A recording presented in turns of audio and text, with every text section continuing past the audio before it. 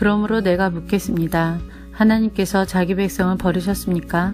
절대로 그렇지 않습니다. 나 자신도 이스라엘 사람이요 아브라함의 후손이며 베냐민 지파 출신입니다. 하나님께서는 전에 택하신 자기 백성을 버리지 않으셨습니다.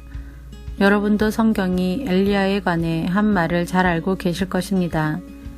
엘리야는 이스라엘을 고소하며 하나님께 이렇게 호소하지 않았습니까? 주님, 그들이 주님의 예언자들을 죽이고 주님의 제단들을 헐어버렸습니다. 이제 저 혼자만 남아있는데 그들은 저마저 죽이려 하고 있습니다. 그런데 하나님께서 엘리야에게 무엇이라고 대답하셨습니까? 하나님께서는 내가 바알에게 무릎을 꿇지 않는 사람 7,000명을 나를 위해 남겨두었다고 말씀하셨습니다. 지금도 마찬가지입니다. 지금도 하나님의 은혜로 택함을 받은 남은 자들이 있습니다. 은혜로 하신 것이라면 그것은 행위에 의한 것이 아닙니다. 행위에 의한 것이라면 은혜는 더 이상 은혜가 되지 못할 것입니다. 그러면 무엇입니까? 이스라엘이 간절히 바라던 것을 이스라엘은 얻지 못하고 택함을 받은 자들이 얻었습니다. 반면 나머지 사람들은 마음이 완악해졌습니다. 성경에도 이렇게 기록되어 있습니다. 하나님께서 그들에게 혼미한 영을 주셔서 오늘날까지 눈이 있어도 보지 못하고 귀가 있어도 듣지 못한다. 다윗은 이렇게 말했습니다.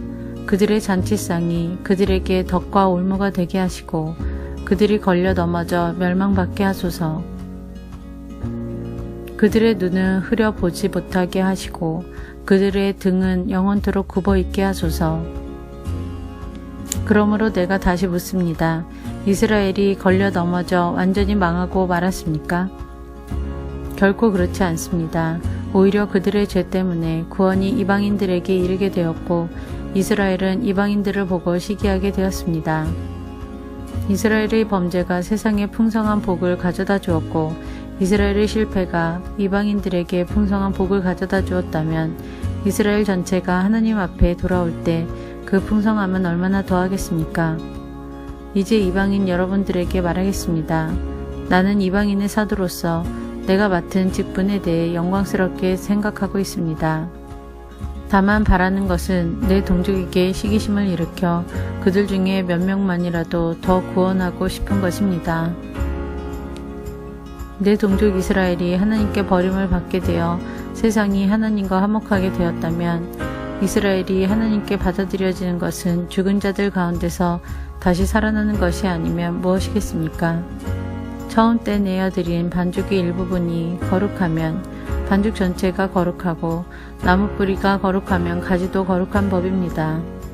참 올리브 나무의 가지 중에서 얼마를 잘라낸 뒤 야생 올리브 나뭇가지인 여러분의 원가지에 접붙이면 접붙여진 가지는 참 올리브 나무로부터 올라오는 양분을 받게 됩니다. 그러니 여러분은 잘려나간 가지를 향해 자랑하지 마십시오. 자랑하더라도 명심할 것이 있습니다. 여러분이 뿌리를 지탱하는 것이 아니라 뿌리가 여러분을 지탱한다는 사실입니다. 여러분은 이렇게 말할 수도 있을 것입니다. 나를 접붙이기 위해 가지들이 잘려나갔다라고 말입니다. 이것은 100번 지당한 말입니다. 그 가지들은 믿지 않았기 때문에 잘려나갔고 반대로 여러분은 믿었기 때문에 나무에 붙어 있습니다. 그러니 자만하지 말고 오히려 두려워하십시오. 하나님께서 원래 나무에 붙어 있던 가지들도 아끼지 않으셨다면 여러분도 아끼지 않으실 것입니다. 그러므로 하나님의 인자하심과 엄격하심을 깊이 생각하십시오.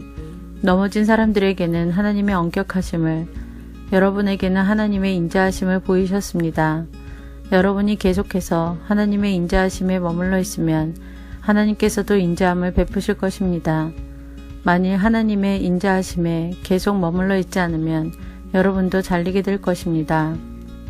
그리고 잘려나간 가지가 다시 믿게 되면 그들도 다시 접붙임을 받게 될 것입니다. 왜냐하면 하나님께는 그들을 다시 접붙이실 능력이 있기 때문입니다. 여러분은 본래 붙어있던 야생 올리브 나무에서 잘려 여러분이 속한 종자와는 다른 좋은 올리브 나무에 접붙여진 가지입니다. 그렇다면 원래 좋은 올리브 가지였던 유대인들이 원래 그들이 붙어있던 좋은 올리브 나무에 접붙여지는 것은 얼마나 쉬운 일이겠습니까? 형제 여러분, 나는 여러분이 스스로 똑똑하다고 생각하는 일이 없도록 하기 위해 이 비밀에 대해 알기를 원합니다. 비밀의 내용은 이렇습니다. 이방인의 충만한 수가 하나님께 돌아오기까지 이스라엘 중에 얼마는 완악한 채로 있게 된다는 사실입니다. 그리하여 온 이스라엘이 구원을 얻을 것입니다. 성경에 이렇게 기록되어 있습니다. 구원자가 시온에서 나와 야곱의 자손에게서 경건하지 못한 것을 제거할 것이다. 이것은 내가 그들의 죄를 없앨 때에 그들과 맺을 내 언약이다. 복음의 관점에서 볼 때 이스라엘은 여러분들 때문에 하나님의 원수가 되었습니다. 그러나 선택의 관점에서 볼 때 그들은 조상들 때문에 하나님의 사랑을 입은 사람들입니다. 하나님께서는 선물을 주시고 부르신 후에 모르는 법이 없습니다. 전에 하나님께 불순종하던 여러분이 이제 이스라엘이 불순종한 것 때문에 자비를 얻게 되었듯이 현재 이스라엘이 불순종하는 것은 여러분에게 내린 하나님의 자비하심을 그들도 받기 위해서입니다.